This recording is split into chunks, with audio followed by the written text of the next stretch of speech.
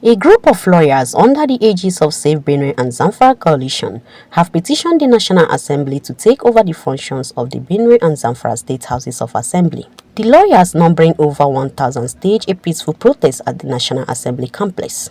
Speaking through their spokesperson, Barrister Sambari Benjamin, they allege that the Zamfara and Benue Houses of Assembly are no longer able to perform their constitutional duties due to internal crises and interferences by the governors of both states.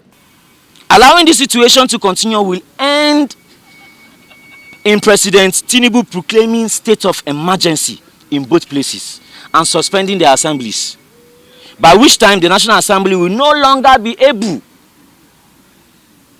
to take over the functions of this state House of Assemblies as constitutionally stipulated.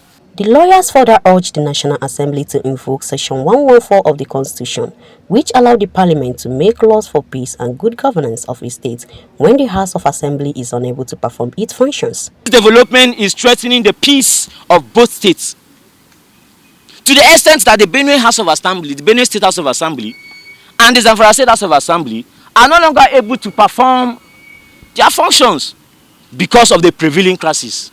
The group expressed fears that Benue and Zamfara states are on the way to coming under the emergency rule unless urgent constitutional steps are taken to remedy the anomalies that exist between both states. CNN News.